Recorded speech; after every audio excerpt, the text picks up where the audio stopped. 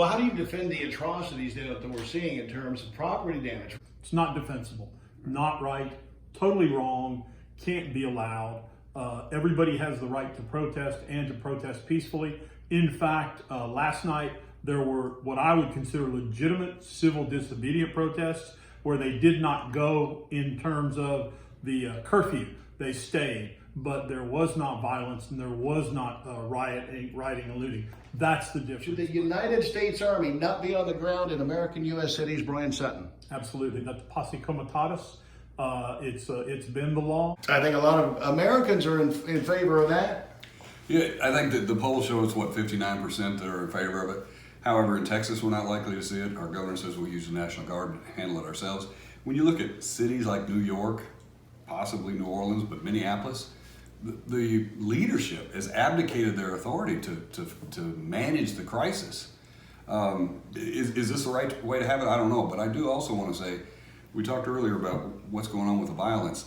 In St. Paul, the mayor said that every single individual that they've arrested was not from Minnesota. But I have not heard leading Democrats at all denounce the actions of the very sophisticated and very well organized Antifa.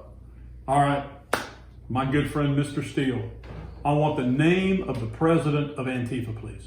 I just need the names of 3 Antifa members. Well, I mean, you've got names of 3 Antifa members. I mean, you can find that tomorrow. No, I mean, make a bet on tell me who they are. Leader, nobody knows who the leader is. Where's the funding? Where's the funding coming from? The point of it is that Antifa stands for anti-fascist. But It is they're a the fascists. name. It is a name that was made up, I think, by the right wing to describe them. Personally, Benito Mussolini was a fascist. That's pretty much in the history books. I'm not a Benito Mussolini fan. I am an anti-fascist to the extent we talk about Benito Mussolini. But now, if you take that clip out of context, it won't sound good, but it's a fact. Why won't you denounce Antifa then? Because all Antifa's been doing is violence. Well, but you don't understand. I have no problem denouncing, quote, Antifa-like activities. I honestly just have not seen anything to tell me that it is an organized group of any sort. Now, I'll tell you who is organized: white supremacists who open carry, bring their guns, and blatantly say they want to create a race. Who's the president of that group? What do you make of that, though? I can pull those for you. And in fact, like what we're doing no, with no, the no, internet. no. Well, like, you know, it would have been David Duke back in the day under the We're Clinton. supporting Democrat candidates today. And I even report some Republicans. And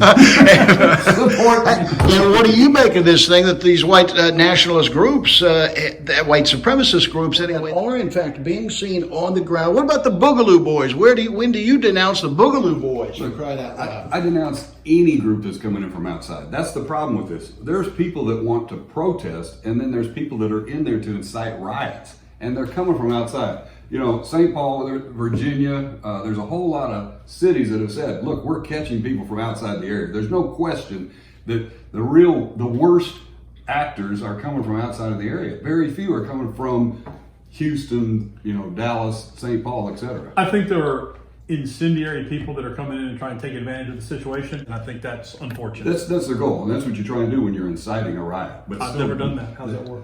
I don't know if you want to start with that.